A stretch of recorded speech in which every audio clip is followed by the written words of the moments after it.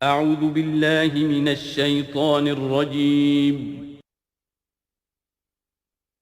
بسم اللہ الرحمن الرحیم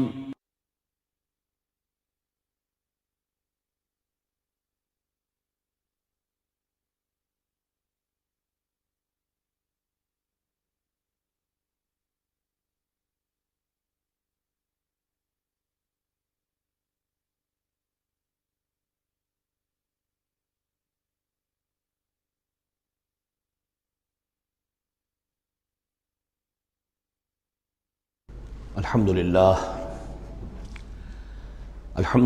وکفی والصلاة والسلام علی عبادہ الذین اصطفیٰ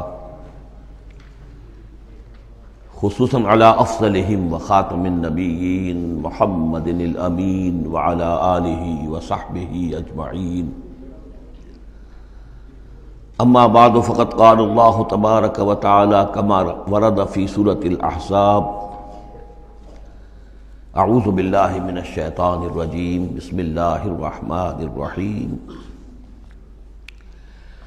یا ایہا الذین آمنوا اذکروا نعمت اللہ علیکم اذ جاءتکم جنود فارسلنا علیہم ریحا وجنودا لم تروها وکان اللہ بما تعملون بصیرا صدق اللہ العظیم رب اشرح لی صدری ویسر لی امری واحلل عقدۃ من لسانی یفقہوا قولی اللہم ربنا الہمنا رشدنا واعذنا من شرور انفسنا اللہم ارنا الحق حقا وارزقنا اتباعہ وارنا الباطل باطلا وارزقنا اجتنابہ اللہم وفقنا لما تحب وترضى اللہم ربنا آنس وحشتنا فی قبورنا وارحمنا بالقرآن العظیم اللہم اجعلہ لنا اماما ونورا وہدا ورحمہ اللہم ذکرنا منہ ما نسینا وعلمنا منہ ما جہلنا وارزقنا تلاوتہ آناء اللیل واطراف النہار واجعلہ لنا حجتا یا رب العالمین آمین۔ سورہ احزاب کے پہلے رکوع کا ہم ترجمہ کر چکے ہیں اور میں بتا چکا ہوں آپ کو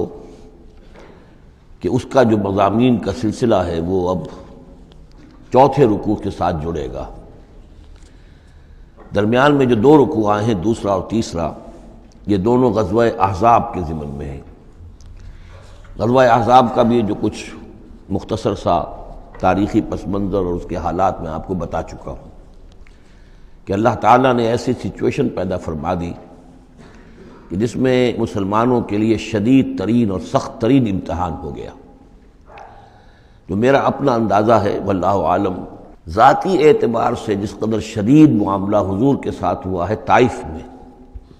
ذاتی اعتبار سے ظاہر بات ہے کہ وہاں شخصاً آپ پر ہوئی زیادتی جو ہوئی ہے، اور ایک بہت بڑا امتحان اجتماعی سطح پر مسلمانوں کے لیے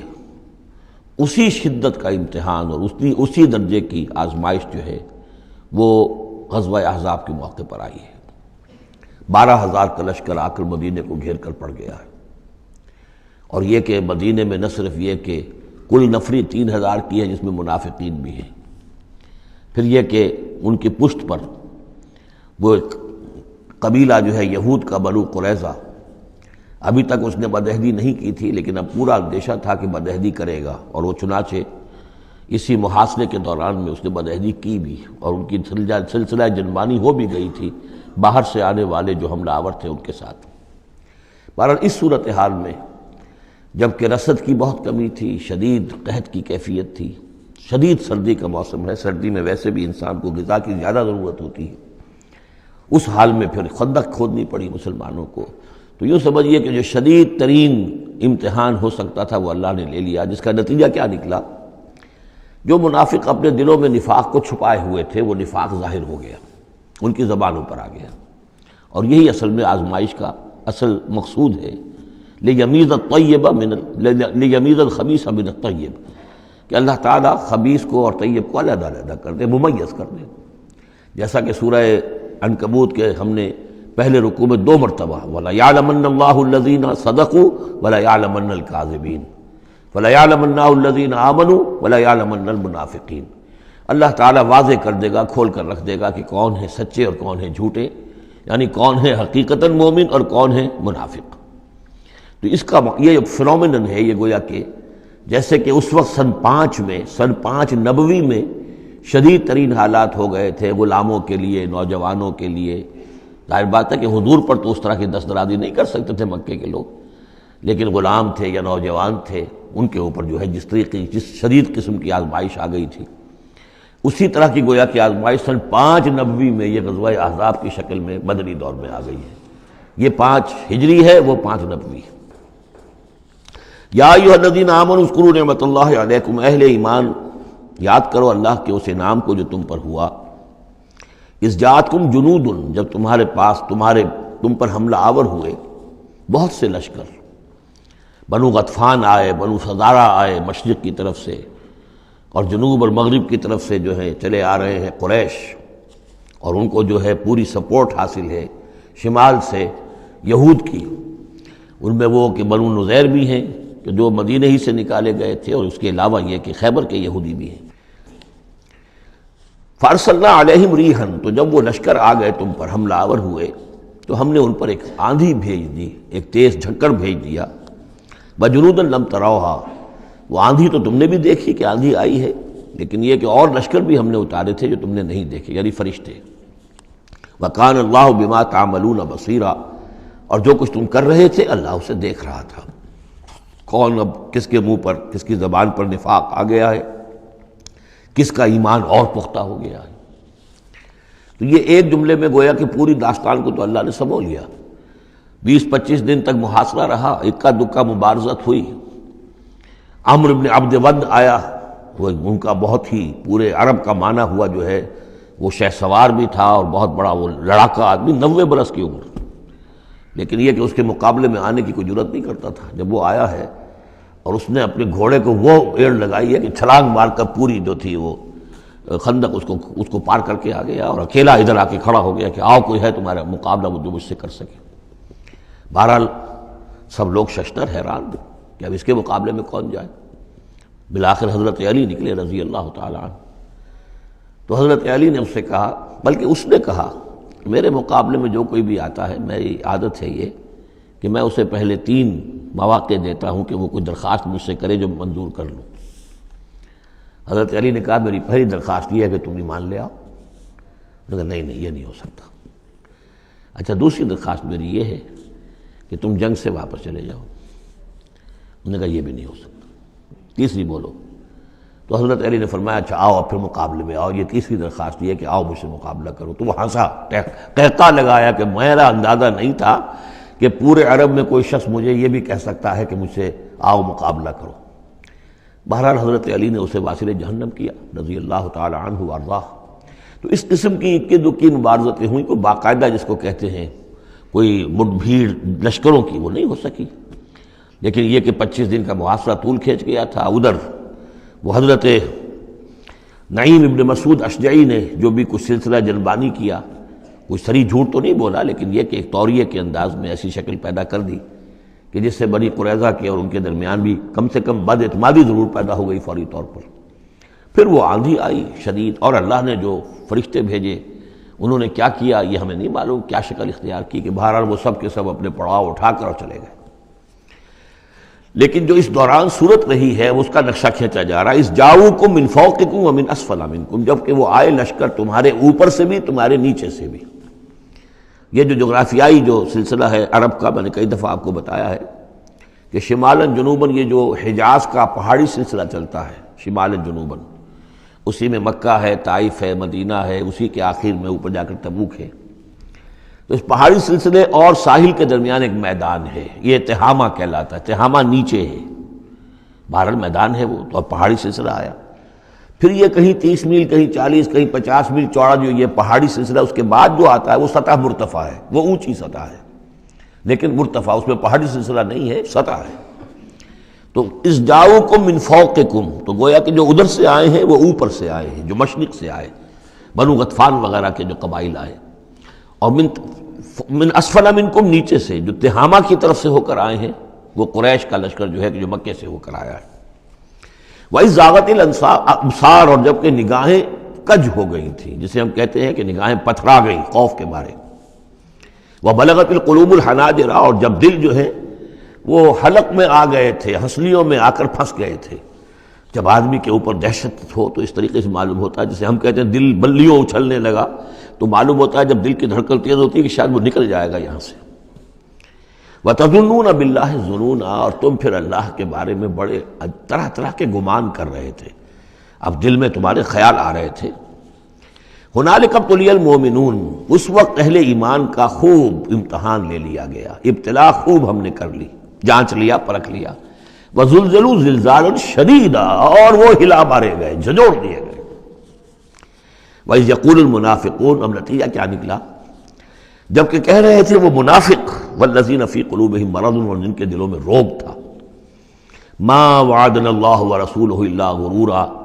ہم سے اللہ اور اس کے رسول نے جو وعدے کیے تھے جھوٹے ثابت ہوئے، ہمیں سبز باغ دکھا کے مروا دیا اللہ نے اور اس کے رسول نے. ہم سے کہا تھا قیصر و کسریٰ کی سلطنتیں تمہارے قلبوں میں آئیں گی، ہم سے کہا تھا اللہ کی مدد آئے گی، یہ کہاں اللہ کی مدد آئی. بعض منافقین نے کہا ہمارا حال تو یہ کہ ہم قضاء حاجت کے لیے باہر نہیں جا سکتے ہیں، ہم مدینے کے اندر محصور ہو گئے ہیں. ظاہر بات ہے کہ سینیٹیشن کا بھی کوئی نظام نہیں تھا، کس قدر وہاں پر اس سے ایک مسئلہ پیدا ہو چکا ہو، باہر نکل نہیں سکتے بالکل، تو قضاء حاجت وغیرہ بھی وہی ہو رہی ہے. یہ ان کے منہ پر جو ہے، ان کی زبانوں پر جو اندر کا خبث تھا، اندر کی گندگی تھی، زبانوں پر آ گئی. ما وعدنا اللہ ورسولہ الا غرورا، نہیں وعدہ کیا تھا ہم سے اللہ اور اس کے رسول نے مگر جھوٹا، دھوکے کا وعدہ. وَإِذْ قَالَتْ طَائِفَةٌ مِّنْهُمْ يَا أَهْلَ يَثْرِبَ، اور جبکہ ان میں سے ایک گروہ یہاں تک کہہ رہا تھا اے یثرب والو، لا مقام لکم فارجعوا، اب تمہارا کوئی ٹھکانہ نہیں ہے، لوٹ جاؤ یہاں سے، کہاں تم مقابلہ کر سکتے ہو، یہ 12,000 کا لشکر آ گیا، کوئی ممکن ہے، کوئی امکان تمہیں نظر آتا ہے؟ تو کسی طریقے سے کہیں سے بھاگنے کے لیے راستہ تلاش کرو. وَيَسْتَأْذِنُ فَرِيقٌ مِّنْهُمْ النَّبِيَّ، اور ان میں سے ایک گروہ جو ہے آ کر نبی سے اجازت طلب کر رہا تھا. یقولون ان بیوتنا عورا، اور وہ کہہ رہا تھا کہ ہمارے تو گھر کھلے پڑے ہوئے ہیں، یعنی گھروں کو اندیشہ ہے، گھروں کے اوپر پیچھے سے بنو قریظہ کے لوگ حملہ آور ہو جائیں، ہماری عورتیں وغیرہ جو ہم نے چند حویلیوں کے اندر جن کو جمع کیا ہے. آپ نے یہی کیا تھا حضور نے صلی اللہ علیہ وسلم، خواتین کو، بچوں کو ایک ایسی جگہ پر کہ جہاں وہ وسطی علاقہ تھا مدینے کا، اور وہاں بڑی کوئی حویلی تھی، اس میں جمع کر دیا تھا. تو اب وہ تو ہمیں تو اندیشہ ہے، ہمارے گھر خالی پڑے ہوئے ہیں، اس کے اوپر حملہ ہو سکتا ہے. وما ہی اب عورا، حالانکہ وہ نہیں کھلے پڑے ہوئے تھے، اللہ تعالیٰ نے اور اللہ کے رسول نے پہرے وغیرہ کا بندوبست کیا ہوا تھا. ان یریدون الا فرارا، حقیقت میں وہ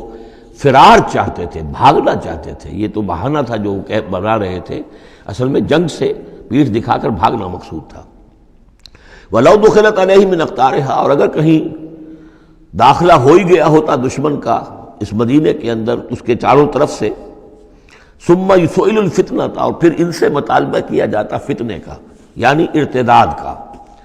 اگر یہ مشرکین کی فوجیں جو ہیں کہیں خدا نخواستہ مدینے میں داخل ہو جاتی اور اب وہ کہتی کہ یا تو مرتد ہو جاؤ اور یا تمہیں قتل کرتے ہیں، تو وہ ما تلبسوا الا لآتوها، وہ اس فتنے کو قبول کر لیتے، مرتد ہو جاتے. وما تلبسوا بها الا یسیرا، اور تھوڑی سی دیر بھی نہ لگاتے، بہت ہی تھوڑا سا وقفہ. یعنی وہ ایمان ان کے دلوں میں اس کی جڑیں گہری تھی ہی نہیں، تو وہ مرتد ہونے کے لیے تیار تھے. وَلَقَدْ كَانُوا عَاهَدُوا اللَّهِ مِنْ قَبْلُ، حالانکہ چونکہ وہ مسلمان تھے تو انہوں نے عہد کیا تھا اللہ سے اس سے قبل، لا يولون الادبار، کہ وہ کبھی پیٹھ نہیں دکھائیں گے، جب بھی حق و باطل کا مقابلہ ہوگا پیٹھ نہیں دکھائیں گے. وَكَانَ عَهْدُ اللَّهِ مَسْئُولًا، اور یقیناً اللہ کے ساتھ جو عہد کیا گیا اور پھر اس کے بارے میں باز پرس ہوتی ہے کہ وہ عہد پورا کیا گیا یا نہیں کیا گیا. قُلْ لَن يَنْفَعَكُمُ الْفِرَارُ إِنْ فَرَرْتُم مِّنَ الْمَوْتِ، اے نبی ان سے کہہ دیجئے کہ تمہیں یہ بھاگنا اور فرار مفید نہیں ہو سکتا اگر تم موت سے بھاگ رہے ہو، اب القتل یا قتل سے، اس لیے کہ موت تو ہر جگہ آ سکتی ہے. وَإِذًا لَا تُمَتَّعُونَ إِلَّا قَلِيلًا، اور آج موت نہ آئی، فرض کیجئے اس موقع پر نہ آئی، تب بھی آخر دنیا میں کوئی سامان رسنے بسنے کا جو ہے رہنے کا وہ آخر لامحدود تو نہیں ہے. لا طلب ثم لا تمتعون الا قلیلا، نہیں تمہیں ساز و سامان ملے گا دنیا کی زندگی کا مگر تھوڑا سا، کچھ دن اور جی لو گے. قل من ذا الذی یعصمکم من اللہ، ان سے پوچھئے کون ہے وہ جو تمہیں اللہ سے بچا سکے. ان اراد بکم سوءا، اگر اللہ ہی نے فیصلہ کر لیا ہو تمہارے بارے میں کسی بری چیز کا، او اراد بکم رحمہ،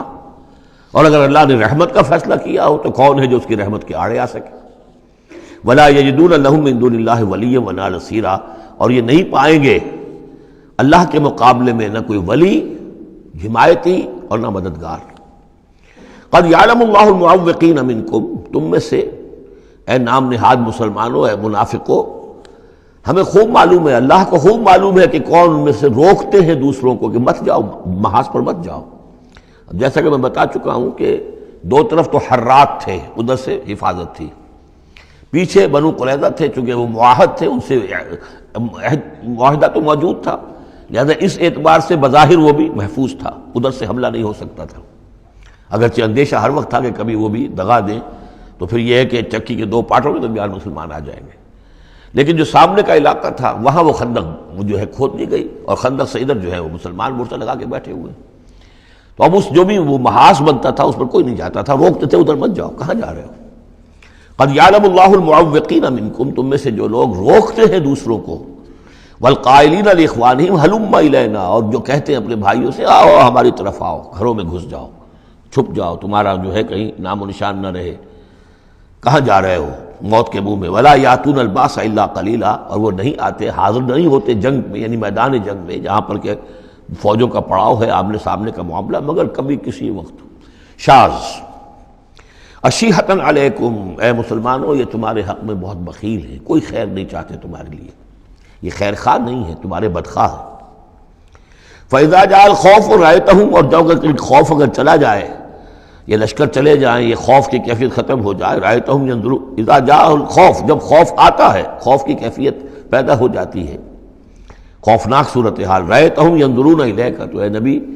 آپ ان کو دیکھتے ہیں کہ آپ کی طرف ایسے دیکھ رہے ہوتے ہیں، تدور اعینہم کالذی یغشی علیہ من الموت، کہ ان کی آنکھیں ایسی پھرتی ہیں جیسے کہ اس شخص کی آنکھ پھرا کرتی ہے کہ جس پر موت کی غشی طاری ہو رہی ہو، کیونکہ اب مرحلہ آ گیا خطرے کا، پھر جنگ ہے، پھر جانا پڑے گا، پھر وہی ساری صورتحال، سارے اندیشے، سارے خطرات، تو گویا کہ ان کو موت کی غشی اور نزع کی کیفیت کی میں جو ہوتی ہے، آنکھیں جس طرح کے پتھرا جاتی ہیں یا پھرتی ہیں، اس طریقے سے تدور اعینہم کالذی یغشی علیہ من الموت۔ فاذا ذهب الخوف، اور جب خوف چلا جائے، ختم ہو جائے، یعنی وہ صورتحال جیسے کہ بعد میں ہو گئی کہ چلے گئے لشکر، جب چلے گئے تو اب ان کا طریقہ کار کیا ہے؟ وَإِذَا ذَهَبَ الْخَوْفُ سَلَقُوكُمْ بِأَلْسِنَةٍ حِدَادٍ، اب وہ تم پر پل پڑتے ہیں اپنی لوہے کی زبانوں کے ساتھ، یعنی زبانیں قینچیوں کی طرح چلنی شروع ہو جاتی ہیں، مسلمانوں پر تنقید بھی ہے، اپنے ایمان کا اظہار بھی ہے، چرب زبانی بھی ہے، تو حداد لوہے کی، جیسے کی زبانیں لوہے کی ہوں، تو ہمارے محاورے میں قینچی کی طرح زبان کا چلنا۔ سلق جو ہے عربی محاورے میں، عربی لغت میں آتا ہے بسطن بقہر اما بالید او باللسان، کسی کے پر حملہ آور ہونا یا ہاتھ سے یا زبان سے۔ تو سلقوکم بألسنۃ حداد اشیحۃ علی الخیر، اور پھر جو بھی کوئی مال غنیمت ہوگا اس کے اوپر یہ ایسے ہوں گے، جھکے پڑیں گے کہ مال سارا ہمیں ہی مل جائے۔ اولئک لم یؤمنوا، یہ وہ لوگ ہیں کہ جو حقیقتاً ایمان نہیں لائے۔ فاحبط اللہ اعمالہم، تو اے نبی انہوں نے اس کیفیت میں جو بھی کوئی نیکیاں کی ہیں، بظاہر نیکیاں، آپ کے امامت میں نمازیں بھی تو پڑھی ہیں نا انہوں نے، آخر مدینہ منورہ میں وہ نمازیں پڑھتے تھے منافق، کس کی امامت میں؟ محمد رسول اللہ کی امامت میں، کس مسجد میں؟ مسجد نبوی میں، لیکن ان کے سارے اعمال حبط ہو گئے۔ فاحبط اللہ اعمالہم، اللہ نے ان کے تمام اعمال اکارت کر دیے۔ وکان ذلک علی اللہ یسیرا، اور یہ چیز اللہ پر بہت آسان ہے۔ یحسبون الاحزاب لم یذهبوا، جبکہ جا چکے ہیں لشکر، ان کا حال یہ ہے کہ ان کے اوپر ابھی تک خوف طاری ہے، جیسے ہوتا ہے کہ کسی بڑے حادثے کے بعد بھی بہت دیر تک اعصاب کے اوپر جو ہے وہ ایک طرح کی کپ کپی طاری رہتی ہے، انسان کے سنسناہٹ سی رہتی ہے، اتنا بڑا حادثہ ہوا ہے۔ یحسبون الاحزاب لم یذهبوا، یہ سمجھتے ہیں کہ وہ گئے نہیں ہیں، کہیں ادھر چھپ گئے ہوں، کہیں پھر دوبارہ آ رہے ہوں، کہیں حملہ دوبارہ تو نہیں کر رہے ہیں، یہ کوئی ان کی ٹیکٹیکل موو تو نہیں تھی کہ ذرا پیچھے ہٹ کے پھر حملہ آور کریں۔ یحسبون الاحزاب لم یذهبوا، یہ سمجھتے ہیں کہ وہ لشکر گئے نہیں ہیں۔ وَإِن یأتی الاحزاب، اور اگر کہیں دوبارہ وہ لشکر جو ہیں، وہ فوجیں جو ہیں دوبارہ کہیں حملہ آور ہو جائیں، یودوا لو انہم بادون فی الاعراب، تو ان کی بڑی خواہش ہوگی کاش کہ ہم مدینے کو چھوڑ کر کہیں ریگستانوں میں چلے گئے ہوتے، اور کہیں نخلستانوں میں جا کر آراب کی حیثیت کے ساتھ ہم ان کے ساتھ چلے گئے ہوتے، بادیہ نشینوں کے پاس۔ یسألونک عن انبائکم، اور وہاں سے اے مسلمانوں تمہاری خبریں معلوم کرتے رہتے، اب کیا ہوا، اونٹ کس کروٹ بیٹھا۔ وَلَوْ كَانُوا فِيكُمْ مَا قَاتَلُوا إِلَّا قَلِيلًا، اور اگر یہ تمہارے درمیان موجود بھی رہے تو قتال میں تو حصہ نہیں وہ لیتے مگر شاس دکھانے کے لیے، خانہ پوری جسے ہم کہتے ہیں۔ اب ایک کردار تو یہ ہے جو سامنے آ گیا، دوسرا کردار کیا ہے؟ لَقَدْ كَانَ لَكُمْ فِي رَسُولِ اللَّهِ أُسْوَةٌ حَسَنَةٌ۔ دوسرے کردار کا جو دوسری تصویر ہے، اس کا جو خورشید ہے، سورج ہے، وہ محمد رسول اللہ کا کردار ہے۔ فرمایا اے مسلمانوں، تمہارے لیے اللہ کے رسول میں ایک اسوہ ہے، نمونہ ہے، بہترین نمونہ۔ اب یہ بات نوٹ کرنے کی ہے کہ یہ آیت ہمارے ہاں سیرت کی تقاریر ہوں، کوئی میلاد کی محفلیں ہوں، کوئی وعظ ہو تو اس میں بہت پڑھی جاتی ہے یہ آیت اسوہ حسنہ، لیکن عام طور پر ہمارے ہاں اسوہ حسنہ کیا ہے؟ چھوٹی چھوٹی سنتیں، ان کا تذکرہ ہوگا۔ مسواک کرنا بھی اسوہ ہے، ٹھیک ہے، اسی طریقے سے اور سنتیں ہیں۔ مسجد میں داخل ہو تو داہنا پاؤں آگے آنا چاہیے، بایاں نہیں، ٹھیک ہے، ہونا چاہیے، ایک شخص کو کرنا چاہیے، اہتمام کرنا چاہیے، حضور کا یہی معمول تھا۔ یہ سب بھی اسوے میں شامل ہے۔ اصل اسوہ یہ ہے کفر کے مقابلے میں جان ہتھیلی پر رکھ کر میدان میں آنا، یہ ہے اسوہ۔ یہ اسوہ ہماری نگاہوں سے اوجھل۔ محمد رسول اللہ کا مثالی کردار کس اعتبار سے؟ جب بھوک تھی شدید، حضور کو بھی بھوک تھی اور فاقہ تھا۔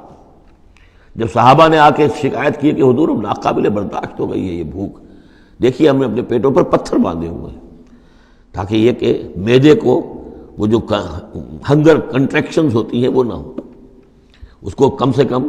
جھوٹا ہی صحیح ایک دلاسا ہو کہ کچھ بوجھ ہے میرے اوپر، وہ بوجھ چاہے پتھر کا ہو، کھانے کا نہ ہو۔ یہ سب پتھر باندھے ہوئے، کمر دوہری نہ ہو جائے ہماری۔ حضور نے اپنا کرتا اٹھا کے دکھایا، وہاں 2 پتھر بندھے ہوئے، اور اسی حال میں جب صحابہ کدالیں چلا رہے ہیں اور کھود رہے ہیں تو حضور جو ہے اپنے کندھے پر بڑے بڑے پتھر اٹھا کر لے جا کر اور باہر پھینک رہے ہیں۔ اسی میں آپ شریک ہیں پوری طریقے سے۔ یہ ہے اسوہ۔ ایسا نہیں تھا کہ بس حضور تو کہیں ایک جگہ بیٹھے ہوں اور خیمہ لگا ہو اور مور چھل چلے جا رہے ہوں، سمجھے آپ، اور سب ٹھنڈی چھاؤں آپ کو فراہم کی گئی ہو اور باقی سب لوگ جو اس کام میں لگے ہوئے ہیں۔ یہ اسوہ ہے محمد کا صلی اللہ علیہ وسلم۔ لقد کان لکم فی رسول اللہ اسوۃ حسنہ، اسی کو میں کہا کرتا ہوں جدید اصطلاح میں، ایک ہے میکرو اکنامکس اور ایک ہے مائکرو اکنامکس۔ تو مائکرو سنت کو تو لوگ جانتے ہیں، یہ سنت ہے، یہ سنت ہے، اس میں سے بعض کے بارے میں بڑے جھگڑے بھی ہیں، رفع یدین سنت ہے یا نہیں ہے، لیکن میں اس مسئلے پر نہیں جا رہا ہوں۔ لیکن میکرو سنت جو ہے، سب سے بڑی سنت جو ہے، وہ تو یہ ہے کہ وحی کے آغاز کے بعد سے لے کر 40 برس کی عمر کے بعد سے لے کر حضور نے ایک لحظہ، ایک منٹ معاش کی جد و جہد میں صرف نہیں کیا۔ پوری زندگی، پورا وقت، پوری توانائی، پوری قوت دعوت دین، اقامت دین، دین کی دعوت، دین کی اقامت اسی میں لگائی۔ کوئی جائیداد نہیں بنائی، کوئی کاروبار، حالانکہ اس سے پہلے آپ بہت کامیاب تاجر تھے، کاروبار کرتے تھے، لیکن جب یہ فرض منصبی آ گیا، یا ایھا المدثر قم فانذر وربک فکبر، اب یہی کام ہے، تو کچھ تو اس کی بھی پیروی کرنے کی کوشش کی جائے، اس درجے میں نہ صحیح، وہ عکس تو ہو۔ میکرو سنت جو ہے کسی درجے میں تو اپنی زندگی کے اندر اس کا عکس پیدا کیا جائے۔ ہاں اس کے ساتھ پھر چھوٹی چھوٹی سنتیں بھی ہو جاؤں تو کیا کہنے ہیں، پھر نور علی نور ہے۔ لیکن یہ اس میکرو سنت کا تو ہے ہی نہیں، اپنے تو ساری توانائی، ساری طاقت، سارا وقت دنیا بنانے میں۔ تو لقد کان لکم فی رسول اللہ اسوۃ حسنۃ لمن کان یرجو اللہ والیوم الآخر، بڑی اہم آیت ہے یہ۔ اسوہ تو حضور کا اپنی جگہ پر مکمل ہے، کامل ہے، لیکن یہ کس کے لیے اسوہ ہے؟ جو یہ 2 شرطیں پوری کرے، 3 شرطیں، جو اللہ سے ملاقات کا امیدوار ہے، اللہ سے محبت کرتا ہے اور یوم آخر پر یقین رکھتا ہے، اور ذکر اللہ کثیرا، اور ذکر کرتا ہے اللہ کا کثرت کے ساتھ۔ یہ بالکل وہی بات ہے کہ قرآن مجید تو ہدایت ہے پوری نوع انسانی کے لیے، ھدی للناس، لیکن قرآن سے استفادے کی شرط ہے تقوی، ھدی للمتقین۔ تو جو ربط و تعلق ہے ان 2 آیتوں میں، وہی سمجھیے کہ اپنی جگہ پر حضور کی زندگی ایک اسوہ کاملہ ہے، مکمل، لیکن اس سے استفادے کی شرائط ہے، لمن کان یرجو اللہ والیوم الآخر وذکر اللہ کثیرا۔ اب یہ اہل ایمان، حضور کے بعد اہل ایمان کا تذکرہ ہو رہا ہے، محمد الرسول اللہ والذین معہ، اب معہ جو تھے اہل ایمان، ولما رأى المؤمنون الاحزاب، اور جب اہل ایمان نے دیکھا ان لشکروں کو،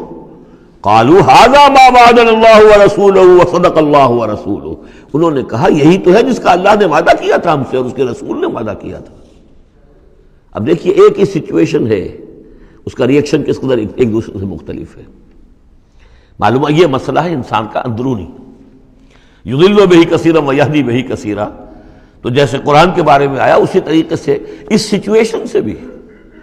انہوں نے کیا کہا، ہم نے تو سنا ہوا ہے، پہلے ہی اللہ نے کہہ دیا تھا وَلَنَبْلُوَنَّكُمْ بِشَيْءٍ مِّنَ الْخَوْفِ وَالْجُوعِ وَنَقْصٍ مِّنَ الْأَمْوَالِ وَالْأَنفُسِ وَالثَّمَرَاتِ، یہ قرآن مجید میں سورہ بقرہ میں آیت نہیں آ چکی تھی؟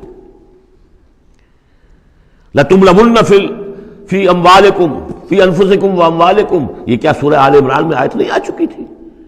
یہ تو چیزیں وہی تو ہے جس کا کہ ہم سے وعدہ کیا تھا۔ وَلَمَّا رَأَى الْمُؤْمِنُونَ الْأَحْزَابَ، جب دیکھا اہل ایمان نے ان احزاب کو، قالوا هذا ما وعدنا اللہ ورسولہ وصدق اللہ ورسولہ، اور بالکل صحیح کہا تھا اللہ نے بھی اور بالکل صحیح فرمایا تھا اس کے رسول نے بھی، وما زادہم الا ایمانا وتسلیما، اور نہیں ہوا ان میں کسی شے کا اضافہ مگر ایمان اور تسلیم، ایمان کے ساتھ تسلیم، سر تسلیم خم،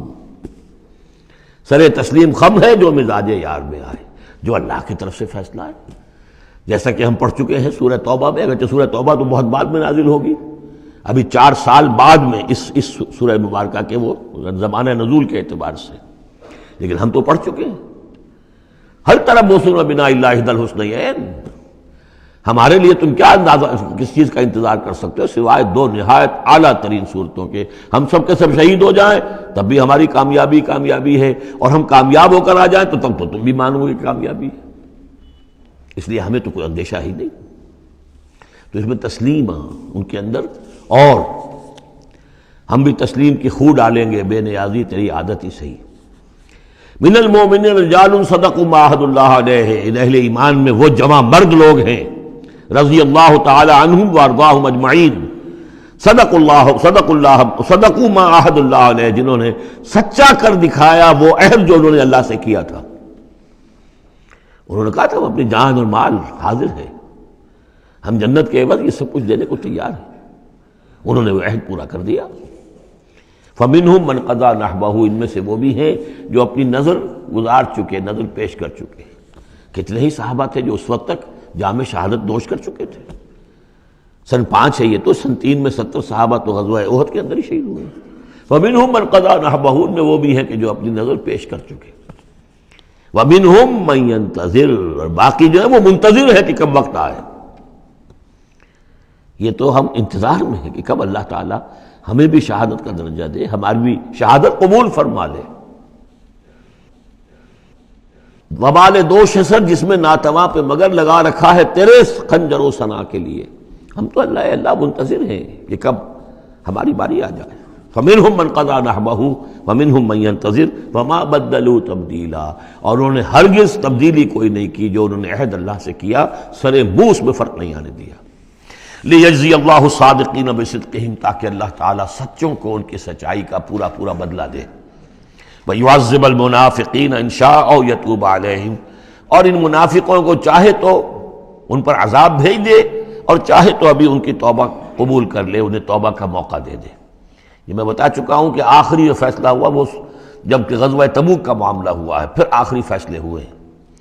یا سورہ نساء جو ہے اس کے اندر بھی وہ آیت آ گئی تھی کہ فی الدرک الاسفل من النار، لیکن آخری چیز کہ اے نبی استغفر لہم او لا تستغفر لہم ان تستغفر لہم 70 مرۃ فلن یغفر اللہ لہم، کہ اب آپ ان منافقوں کے لیے استغفار کریں یا نہ کریں، اگر 70 مرتبہ بھی استغفار کریں گے تب بھی اللہ ان کو معاف نہیں فرمائے گا۔ ان اللہ کان غفور الرحیم، یقینا اللہ غفور الرحیم ہے۔ ورد اللہ الذین کفروا، اللہ نے لوٹا دیا ان کافروں کو جو چڑھ کر آئے تھے بڑے شان و شوکت کے ساتھ، وہ پورے لشکر جو ہے سب چلے گئے، بغیظہم، وہ اپنے غصے کو ساتھ ہی لے گئے۔ وہ غصہ جو ہے وہ نکالے بغیر، یا تو کوئی جنگ ہوتی کچھ وہ قتل عام کرتے تو کچھ غصہ ان کا نکلتا، اللہ نے ان کو ان کے غصے کے ساتھ ہی واپس کر دیا۔ ورد اللہ الذین کفروا بغیظہم لم ینالوا خیرا، انہیں کوئی خیر حاصل نہ ہو سکا، کوئی فتح ہوتی، کوئی کارنامہ سر انجام دیا ہوتا، کچھ نہیں۔ وکفى اللہ المؤمنین القتال، اور اللہ کافی رہا اہل ایمان کی طرف سے قتال کے لیے۔ اہل ایمان کو تو جنگ کی نوبت ہی نہیں آئی، کھلی جنگ تو ہوئی نہیں، اللہ نے خود ہی آندھی بھیج کر اور جو بھی اپنی خفیہ تدابیر ہیں، جو بھی اپنی مدد تھی فرشتوں کے ذریعے سے، اللہ تعالیٰ نے گویا کہ اہل ایمان کو اس امتحان میں سے تو گزار دیا، باقی یہ کہ کوئی غضب نہیں پہنچنے دیا۔ وکان اللہ قوی عزیزا، اور یقیناً اللہ تعالیٰ قوی اور عزیز ہے، زبردست ہے، قوت والا ہے۔ وانزل الذین ظاہروہم، اب یہ دوسرا ہے، اس کا جو ضمیمہ ہے غزوہ احزاب کا، وہ غزوہ بنی قریظہ ہے۔ روایات میں آتا ہے کہ حضور نے غزوہ، جب یہ لشکر چلے گئے، غزوہ احزاب ختم ہو گیا، تو آ کر واپس گھر آ کر اپنے ہتھیار وغیرہ اتارے، زرہ اتاری، تو حضرت جبرائیل آئے کہ آپ نے ہتھیار اتار دی، ہم نے تو ابھی اتارے نہیں ہیں، ابھی بنو قریظہ کو کیفر کردار تک پہنچانا ہے، انہوں نے جو غداری کی اس موقع پر،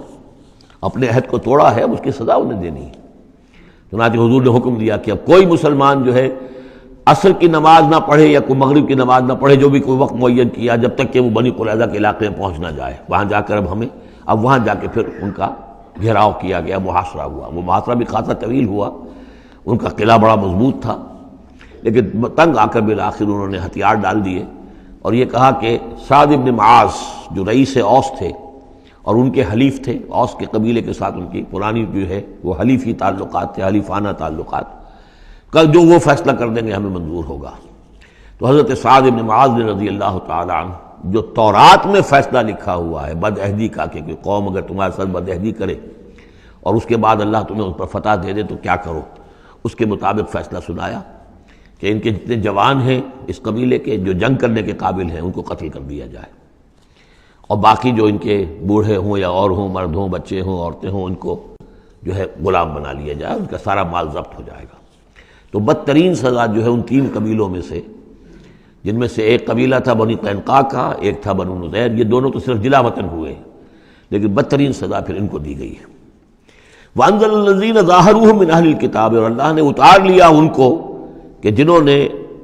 گٹھ جوڑ کیا تھا ان کے ساتھ، کافروں کے ساتھ، مشرکین کے ساتھ، اہل کتاب میں سے، من سیاسیہم، ان کے قلعوں سے، قلعوں میں تو تھے، گڑھیاں تھیں ان کی، لیکن اس سے پھر اتر آئے، ہتھیار ڈال دیے۔ وقذف فی قلوبہم الرعب، اور اللہ نے ان کے دلوں میں رعب ڈال دیا۔ فریقا تقتلون، تو اب تم ان میں سے کچھ کو تم قتل کر رہے ہو، وتاسرون فریقا، اور کچھ کو تم نے اسیر بنا لیا ہے اور قیدی بنا لیا ہے، حضرت سعد بن معاذ کے فیصلے کے مطابق۔ وَأَوْرَثَكُمْ أَرْضَهُمْ وَدِيَارَهُمْ، اللہ نے تمہیں وارث بنا دیا ان کی زمینوں کا بھی اور ان کے مکانوں کا، گھروں کا، ان کے قلعوں کا،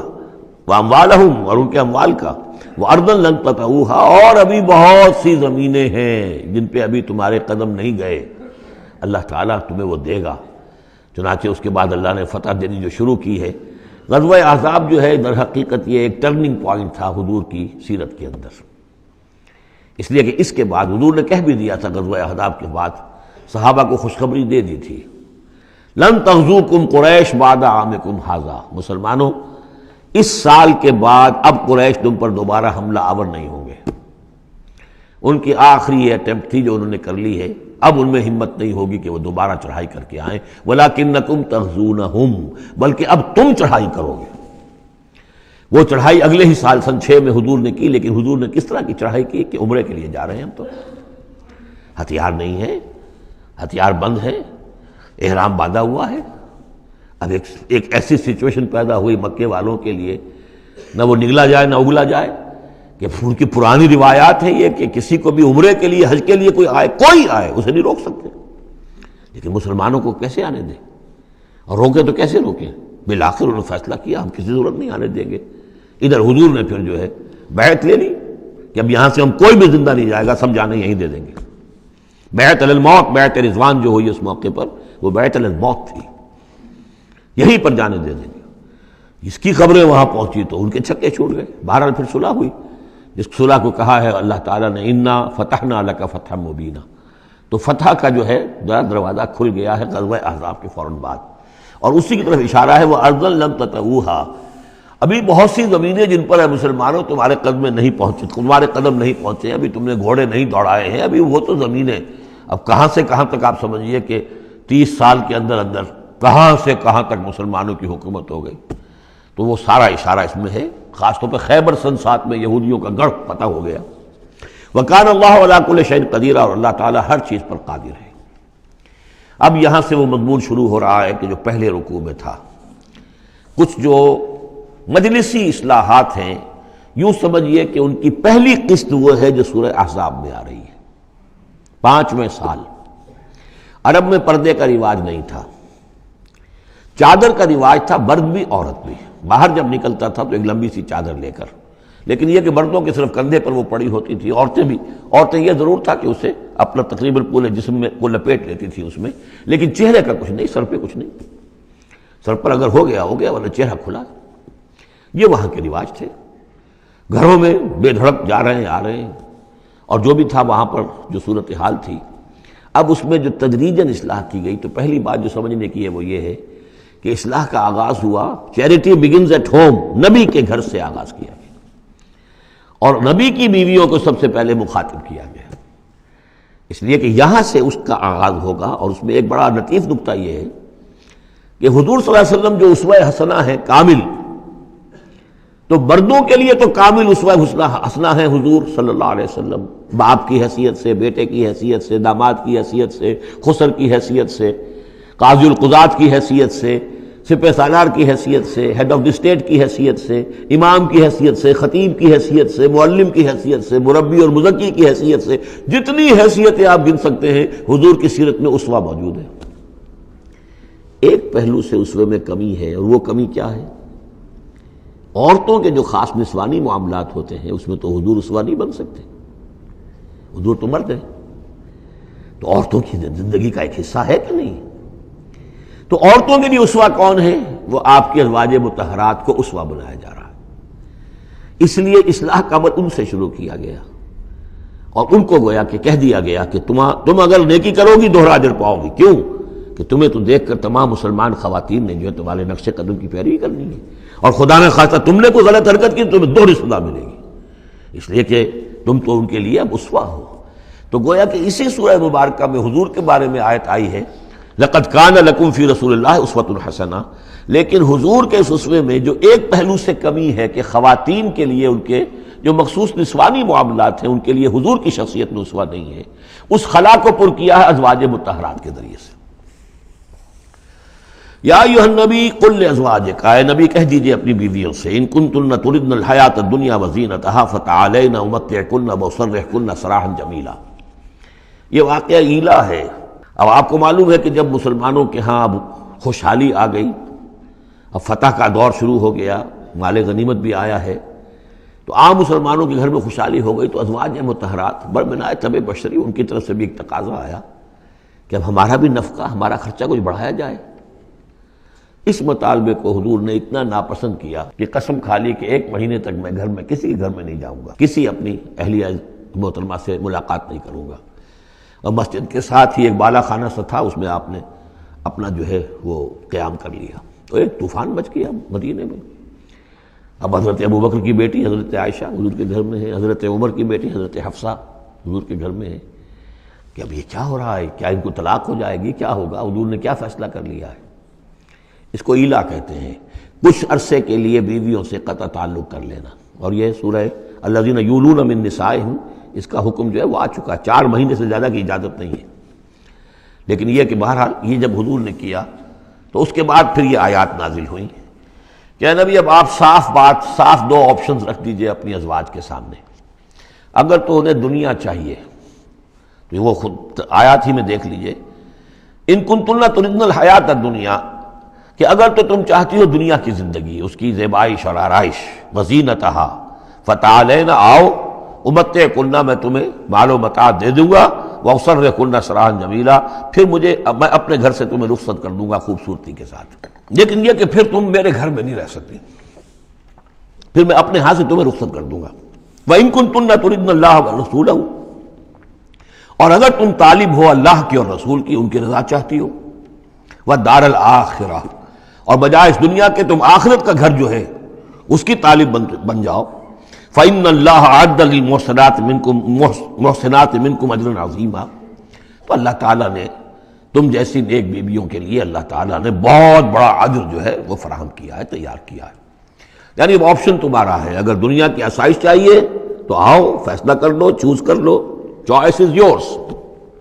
میں تمہیں مال و متاع دے کر اپنے گھر سے رخصت کر دوں گا خوبصورتی کے ساتھ، اور اگر میرے ہاں رہنا ہے تو پھر تو یہی ہے، فقر ہے، فاقہ ہے، جو اختیاری فقر تھا آپ کا۔ اس میں ظاہر بات واقعہ یہی ہے کہ جب یہ بات رکھی گئی سب سے پہلے حضرت عائشہ نے کہا میں تو اللہ اور اس کے رسول کو منتخب کرتی ہوں، اور ایک ایک کر کے تمام ازواج نے یہ کہا، اپنے تمام مطالبات سے وہ دستبردار ہو گئی، اور پوری زندگی اس طرح گزری ہے کہ کبھی 2 وقت جو ہے چولہا گرم نہیں ہوا ہے محمد کے گھر میں صلی اللہ علیہ، کسی بھی گھر میں، کسی بھی زوجہ محترمہ کے گھر میں۔ یا نساء النبی من یات منکن بفاحشۃ مبینۃ، اے نبی کی بیویوں، اگر خدا نہ خواستہ بالفرض تم میں سے کسی کی طرف سے کسی کھلی بے حیائی کا ارتکاب ہوا، یضاف لہ العذاب ضعفین، اسے عذاب دیا جائے گا دگنا، وکان ذلک علی اللہ یسیرا، اور یہ اللہ پر بہت آسان ہے۔ یہ نہ سمجھنا نبی کی بیویاں تو نبی ہمیں بچا لے گا، اسی لیے قرآن مجید میں بار بار آتا ہے حضرت نوح کی بیوی، حضرت لوط کی بیوی، حضرت لوط کی بیوی کا ذکر بہت زیادہ ہے۔ نبی بھی اپنی بیوی کو نہیں بچا سکتا، اگر اس کا اپنا کردار غلط ہے، اس کا اپنا جو رویہ ہے صحیح نہیں ہے، اگر اس ایمان اور عمل صالح سے محروم ہے تو کچھ نہیں۔ چنانچہ حضور نے ایک مرتبہ اپنے قریبی گھرانے کی جو خواتین تھیں ان کو بٹھایا اور ایک ایک کا نام لے کر کہا ہے، یا فاطمہ بنت محمد صلی اللہ علیہ وسلم انقذی نفسک من النار فانی لا املک لک من اللہ شیئا، اے فاطمہ محمد کی بیٹی، خود اپنے آپ کو آگ سے بچاؤ، نکالو اپنے آپ کو آگ سے اپنے عمل سے، اس لیے کہ مجھے اللہ کے ہاں کوئی اختیار تمہارے بارے میں حاصل نہیں ہوگا۔ اگر فاطمہ کے بارے میں نہیں تو پھر کس کے بارے میں؟ یا صفیہ امت رسول اللہ، اے صفیہ اللہ کے رسول کی پھوپھی، انقذی نفسک من النار فانی لا املک لک من اللہ شیئا، اپنے آپ کو جہنم کی آگ سے بچانے کی کوشش کرو، اس سے نکالو اپنے آپ کو، اور میں قیامت کے دن، میں اللہ کے محاسبے کے وقت میں تمہارے کام نہیں آ سکوں گا۔ وَمَن يَقْنُتْ مِنكُنَّ لِلَّهِ وَرَسُولِهِ،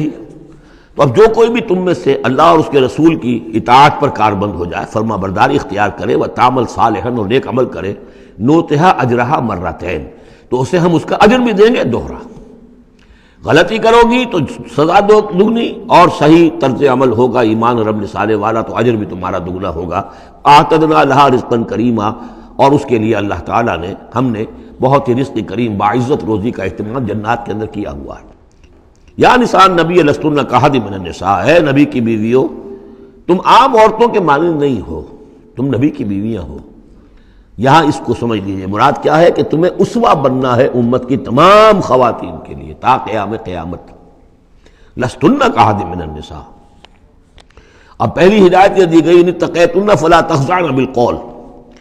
اب ظاہر بات ہے وہ پہلی یوں سمجھیے کہ جو میں معاشرے کا نقشہ میں کھینچ چکا ہوں، تو لوگ آتے تھے گفتگو کرتے تھے بے دھڑک۔ پہلی بات تو یہ آپ نے فرمائی کہ اگر تم تقویٰ دل میں رکھو اور لوگوں سے بات کرتے ہوئے اپنی آواز میں لوچ پیدا نہ کرو، نرمی پیدا نہ کرو۔ ظاہر بات ہے عورت کی آواز اس کے اندر مرد کے لیے کشش ہے، اور اگر کہیں طرح اس میں لوچ بھی ہو تو اگر کسی کے دل میں کوئی خباثت ہے، کوئی گندگی ہے، منافق بھی تو اسی معاشرے میں تھے نا، اور وہ تو کوئی موقع نہیں جانے دینا چاہتے تھے کوئی سکینڈلز اٹھانے کا حضور کے خلاف اگر ہو جائے۔ سورہ نور میں ہم پڑھ چکے ہیں کہ حضرت عائشہ تک پر توبت لگ گئی۔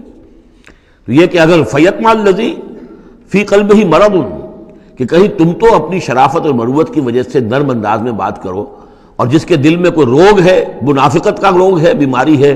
وہ کوئی اور ہی امید لگا لے کہ شاید ان کی کوئی توقع، شاید میں یعنی یہاں پہ اگر کوئی محنت کروں، کوشش کروں تو شاید میری دال گل جائے، کسی بری نیت اور ارادے کو دل میں پال لے۔ وَقُلْنَ قَوْلًا مَعْرُوفًا، بات کرو بڑی معروف انداز میں، لیکن انداز جو ہے اس میں وہ سختی کا ہونا چاہیے، بجائے اس کے کہ اس کے اندر وہ نرمی ہو اور شیرینی ہو۔ وَقَرْنَ فِي بُيُوتِكُنَّ، دوسری ہدایت، اپنے گھروں کے اندر قرار پکڑو، تمہارا اصل مقام جو ہے وہ گھر ہے۔ اب یہ اصول دیے جا رہے ہیں، یعنی سمجھیے کہ یہ اصلاحات جو ہو رہی ہیں،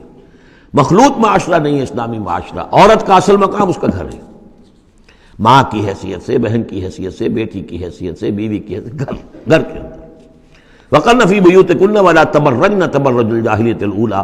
اور مت نکلو باہر بن سنور کر جیسے کہ جاہلیت اولیٰ میں رواج تھا۔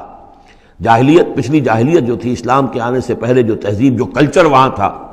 وہ طریقتکم المثلیٰ، وہ بھی کہتے ہوں گے کہ ہمارا بڑا مثالی کلچر ہے یہ، اس کلچر کو اب چھوڑو۔ اور یہ جو بن سنور کر باہر نکلنے والی بات ہے کہ تبرج کہتے ہیں کہ نمایاں ہونا، یعنی عورت اگر بناؤ سگار کر کے نکلتی ہے مردوں میں تو کیا چاہتی ہے؟ وہی چاہتی ہے کہ لوگوں کی نگاہیں میری طرف اٹھے،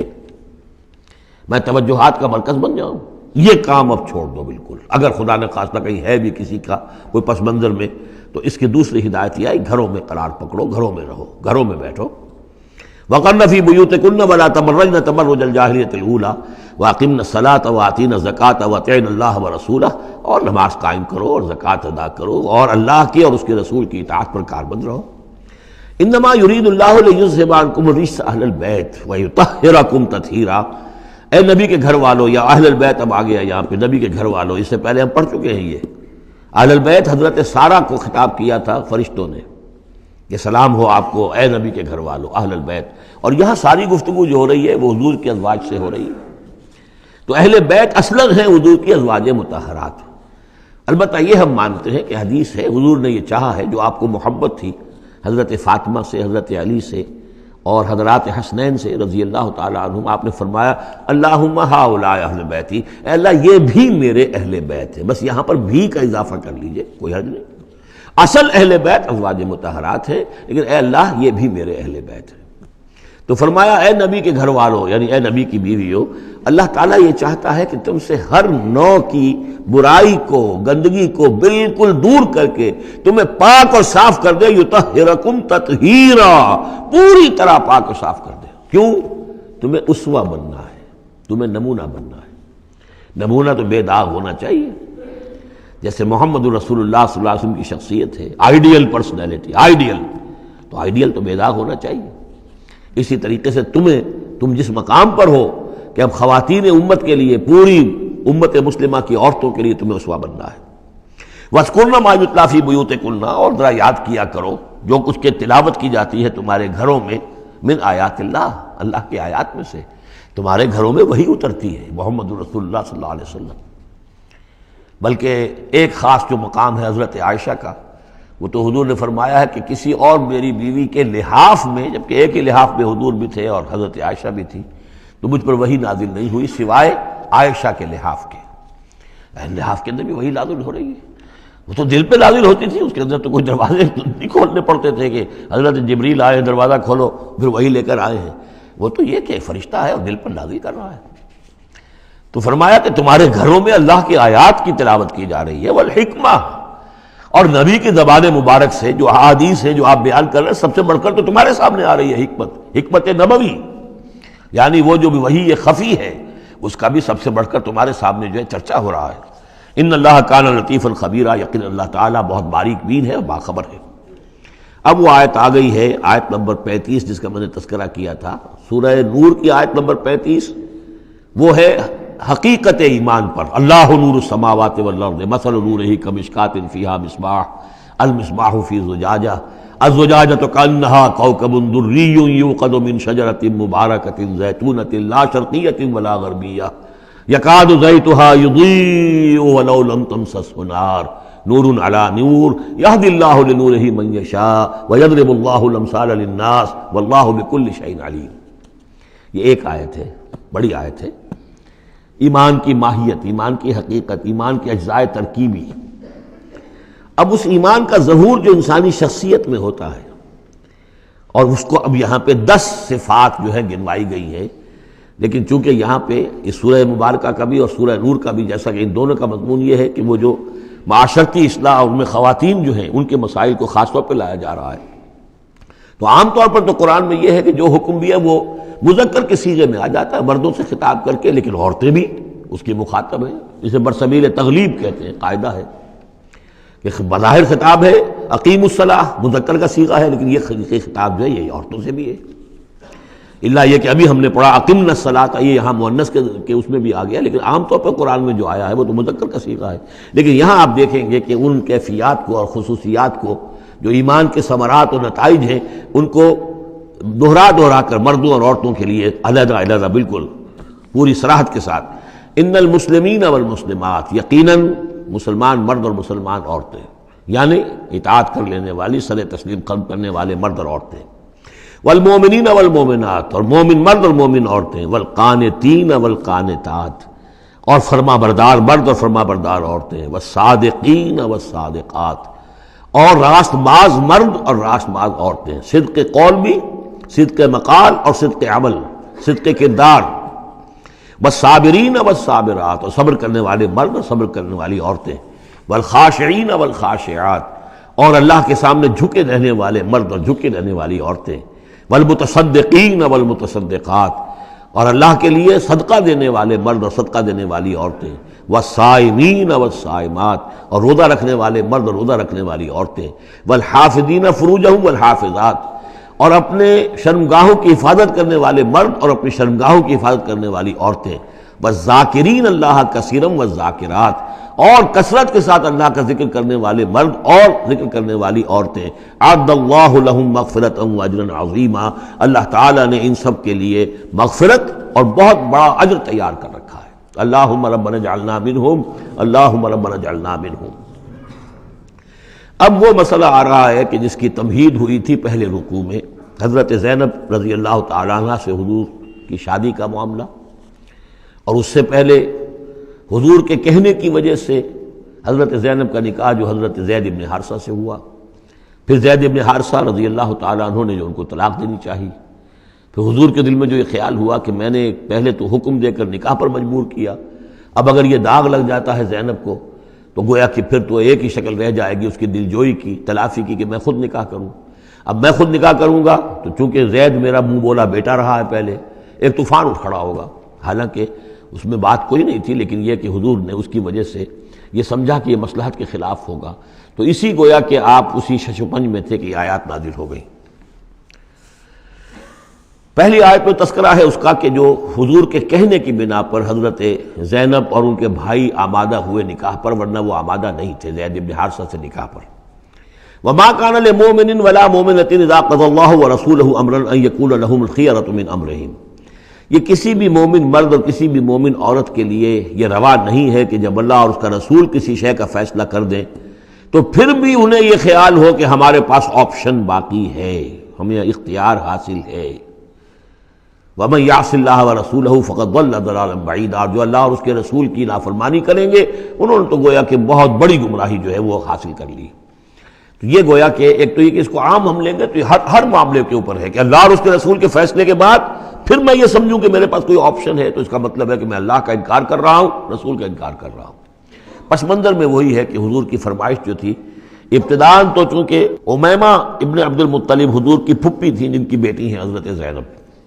اب یوں سمجھیے کہ قریش کا اونچا خاندان ہے، اور ادھر یہ ہے کہ حضرت زید ابن حارثہ غلام رہے ہیں، اگرچہ تھے شریف خاندانوں میں سے عرب کے، لیکن کبھی انہیں کہیں پکڑ کر کہیں کسی نے لا کر غلام بنا کر بیچ دیا تھا تو داغ تو لگ گیا غلامی کا، اور اس معاشرے میں وہ داغ پھر دھلتا نہیں تھا ایک دفعہ لگ جانے کے بعد۔ تو اس وجہ سے اب انہوں نے حضور کے لیے، حضور کے فرمانے کی وجہ سے نکاح کیا، اس کے بعد نہیں ان کی نبھی آپس میں، اور اس میں گمان غالب یہی ہے کہ حضرت زینب انہیں وہ نہیں دے سکیں احترام اور ادب اور ان کی مرضی پر چلنے کا معاملہ، جیسا کہ ایک عورت کو فصالحات و قانتات حافظات للغیب جو رویہ ہونا چاہیے، اب وہ اپنے جذبات اور احساسات کے اوپر اس درجے جو ہیں وہ کنٹرول نہ کر سکی، لہذا ان کے مابین جو ہے وہ موافقت نہیں ہوئی۔ تو حضرت زید نے کئی دفعہ کہا کہ حضور میں پھر ان کو فارغ کر دینا چاہتا ہوں، طلاق دینا چاہتا ہوں۔ استقول للذی انعم اللہ علیہ وانعمت علیہ امسک علیک زوجک، اے نبی جب آپ کہتے تھے اب اس شخص سے کہ جس پر اللہ نے بھی انعام فرمایا اور آپ نے بھی انعام فرمایا، آپ نے اسے آزاد کر دیا، اپنا منہ بولا بیٹا بنایا تھا، یہ دوسری بات ہے کہ اللہ نے وہ بات ختم کر دی، یہ تو زید ابن محمد کہلاتا تھا، اب یہ زید ابن حارثہ رہ گیا دوبارہ۔ آپ اس سے کہتے رہے امسک علیک زوجک، نہیں اپنی بیوی کو روکے رکھو، گھر میں آباد رکھو، ذرا اور کوشش کرو، ذرا اور کہ مزاجوں کی موافقت ہو جائے، واتق اللہ، اللہ سے ڈرو، اللہ کا تقوی اختیار کرو، وتخفی فی نفسک ما اللہ مبدیہ، اور آپ اپنے دل میں چھپائے ہوئے تھے وہ بات جو جس کو کہ اللہ تعالیٰ اللہ مبدی، جسے اللہ تعالیٰ کھولنا چاہتا ہے۔ وتخشى الناس، آپ لوگوں سے ڈر رہے تھے، واللہ احق ان تخشاہ، جبکہ اللہ زیادہ حقدار ہے اس کا کہ آپ اس سے ڈریں۔ فلما قضى زید منها وطرا، تو جب زید نے اس سے آخری قطع تعلق کر لیا، یعنی زکوٰۃ بھی دے دی، وہ طلاق بھی دے دی اور پھر عدت بھی پوری ہو گئی، زوجناکہا، اے نبی ہم نے تزویج کر دی ہے اس کی تمہارے ساتھ، زوجہ بنا دیا ہے، ہم نے نکاح کر دیا ہے۔ حضرت زینب پھر یہ کہا کرتی تھیں، دوسری ازواج مطہرات سے فخر کرتی تھیں کہ تمہارے نکاح سب کے جو ہیں زمین پر ہوئے ہیں، میرا نکاح آسمان پر ہوا ہے۔ جب حضور نے شادی کی ان سے پھر تو اللہ نے نکاح کیا، اللہ نے نکاح پڑھایا ہے۔ زوجناکہا، ہم نے اسے آپ کی زوجیت میں دے دیا، کہ لا یکون علی المؤمنین حرج فی ازواج ادعیائہم، تاکہ یہ آئندہ کے لیے یہ جاہلی رسم کا خاتمہ ہو جائے اور منہ بولے بیٹوں کی بیویوں کے بارے میں اہل ایمان پر کوئی تنگی نہ رہے. منہ بولا بیٹا تھا، اس کی بیوی تھی، بیٹا یہ فوت ہو گیا، اس کی بیوی سے آپ شادی کر سکتے ہیں. اسی طریقے سے اگر وہ اس کو طلاق دے دی ہے شادی کر سکتا ہے. یہ محرمات ابدیہ میں سے نہیں ہے. محرمات ابدیہ کی فہرست سورہ نساء کے اندر آ چکی ہے. وَكَانَ أَمْرُ اللَّهِ مَفْعُولًا، اور یہ تو اللہ کا وہ فیصلہ تھا کہ جو بہرحال پورا ہو کر رہنا تھا. یعنی یہ سب کچھ جو ہوا ہے نبی، اس میں بھی ہماری حکمت تھی، مصلحت تھی. کسی اور کے ذریعے سے یہ بات ہوتا تو یہ رسم ٹوٹتی نہ. بعض چیزیں رسمیں ایسی ہوتی ہیں کہ اتنی گہری ہوتی ہیں، ان کے اوپر لوگوں کا اتنا جو وثوق ہوتا ہے، یہ تو جب تک آپ کے ذریعے سے یہ رسم جو ہے غلط نہ ٹوٹتی تو اس کے ٹوٹنے کا امکان نہیں تھا. ہم نے اس کے لیے یہ سارا معاملہ کیا ہے. ما کان علی النبی من حرج فیما فرض اللہ لہ، نبی پر کوئی حرج نہیں ہے، کوئی مضائقہ نہیں ہے اس چیز میں جو اللہ نے اس کے اوپر عائد کر دی ہے، فرض کر دی ہے. سنت اللہ فی الذین خلو من قبل، اور یہ اللہ کا وہ طریقہ ہے جو ان لوگوں کے بارے میں رہا جو پہلے گزر چکے. اللہ کے نبیوں کے ساتھ، رسولوں کے ساتھ اللہ کا یہی معاملہ رہا ہے. وکان امر اللہ قدرا مقدورا، اور یہ تو اللہ کا وہ معاملہ تھا کہ جو گویا کہ طے تھا، مقرر ہو چکا تھا، ہماری مشیت میں یہ پہلے سے طے تھا. الذین یبلغون رسالات اللہ، وہ اللہ کے نبی کہ جو ہم اللہ کے پیغامات کو پہنچانے پر مامور ہوتے ہیں. وَيَخْشَوْنَهُ، اور صرف اسی سے ڈرتے ہیں. وَلَا يَخْشَوْنَ أَحَدًا إِلَّا اللَّهَ، اور نہیں ڈرتے کسی اور سے اللہ کے سوا. وَكَفَى بِاللَّهِ حَسِيبًا، اور اللہ تعالیٰ کافی ہے کفایت کرنے والا یا حساب لینے والا. مَا كَانَ مُحَمَّدٌ أَبَا أَحَدٍ مِّن رِجَالِكُمْ، دیکھو محمد تم میں سے کسی مرد کے باپ نہیں ہے. حضور کو اللہ تعالیٰ نے اولاد نرینہ نہیں دی، جو دی تھی بچپن ہی میں اسے اٹھا لیا. آخری عمر میں بھی یہ سمجھیے کہ حضرت ماریہ قبطیہ، ان کے بطن سے حضرت ابراہیم کی ولادت ہوئی ہے. اور یہ ایک عجیب مسئلہ ہے کہ حضرت ابراہیم کے عقد میں یا آپ کے نکاح میں آئیں ہاجرہ، وہ بھی مصر کی تھیں جن سے اسماعیل کی ولادت ہوئی. اسماعیل کی نسل میں حضور ہیں صلی اللہ علیہ وسلم. پھر مصر ہی سے ایک ماریہ قبطیہ آ رہی ہیں، اور ان کے بطن سے جو بیٹا ہوا اس کا نام حضور نے ابراہیم رکھا. اور حضور کو بہت محبوب بھی تھا، لیکن وہ بہت ہی چھوٹا ہستہ تھا، بچپن میں ہی فوت ہو گیا ہے، اور حضور کو اس کا افسوس بھی ہوا. یا ابراہیم انا لفراقک محزونون، یا ابراہیم ہم تمہاری جدائی سے بڑے محزون ہیں، ہمیں رنج ہے. بہرحال ما کان محمد ابا احد من رجالکم، تمہارے مردوں میں سے کسی کے باپ نہیں ہے. یہ زید ابن حارثہ کے باپ نہیں ہے. زید ابن حارثہ منہ بولا بیٹا تھا. اب جب کہ ہم نے حکم نازل کر دیا ہے اب وہ سارا سلسلہ منقطع ہو گیا. ولیکن رسول اللہ و خاتم النبیین، بلکہ یہ اللہ کے رسول ہیں اور نبیوں کی مہر ہیں. اب نبوت ختم ہو رہی ہے ان پر، اب کوئی نبی آنے والا نہیں. لہذا جتنی بھی رسومات جاہلیت کی تھیں اگر ان کے ذریعے سے وہ ختم نہ ہو تو پھر کس کے ذریعے سے ختم ہوگی؟ یہ ہے اس میں جو دلیل مضمر ہے کہ یہ جو کڑوا گھونٹ ہے محمد صلی اللہ علیہ وسلم تو آپ کو کرنا ہی تھا. اس لیے کہ یہ جاہلانہ رسمیں جو ہیں اگر آپ اس کے اندر یہ اقدام نہ کرتے اور آپ نے اپنے منہ بولے بیٹے کی بیوی سے اگر شادی نہ کی ہوتی تو یہ رسم ختم نہیں ہو سکتی تھی. اور یہی بات بتائی جا رہی ہے لوگوں کو، ما کان محمد ابا احد من رجالکم ولکن رسول اللہ و خاتم النبیین، وہ تو اللہ کے رسول ہیں اور خاتم النبیین. اب اس میں ایک بڑا باریک نقطہ ہے، وہ نوٹ کر لیجئے. رسالت حضور کی دائم و قائم ہے، چل رہی ہے ابھی تک. فرق صرف یہ ہے کہ اس وقت تک براہ راست آپ بنفس نفیس اپنی رسالت کے فرائض ادا کر رہے تھے، اب بائی پروکسی ہے، اب امت کے ذریعے سے ہے. جو بھی آپ کے امتی ہیں، جو بھی دین کے خادم ہیں، جو بھی قرآن کے پیغام کو پہنچا رہے ہیں، جہاں تک پہنچا رہے ہیں وہ رسالت محمدی کا پیغام پہنچ رہا ہے. رسالت محمد کی ہے صلی اللہ علیہ وسلم. جیسے کہ ہم نے سورہ انعام میں آیت پڑھی تھی، اوحی الی ھذا القرآن لانذرکم بہ ومن بلغ، اے نبی ان سے کہہ دیجئے یہ قرآن مجھ پر وحی کیا گیا ہے تاکہ اس کے ذریعے سے میں تمہیں بھی خبردار کر دوں اور جسے بھی یہ قرآن پہنچ جائے. اسی لیے امت کو آپ ہدایت دے کر گئے تھے، فَلْيُبَلِّغِ الشَّاهِدُ الْغَائِبَ، اب یہ تمہارا کام ہے اس قرآن کی تبلیغ کرو اور پہنچاؤ، جو بھی یہاں نہیں ہے ان تک پہنچاؤ. تو گویا کہ رسالت محمدی ختم نہیں ہوئی ہے، رسالت محمدی تو چل رہی ہے.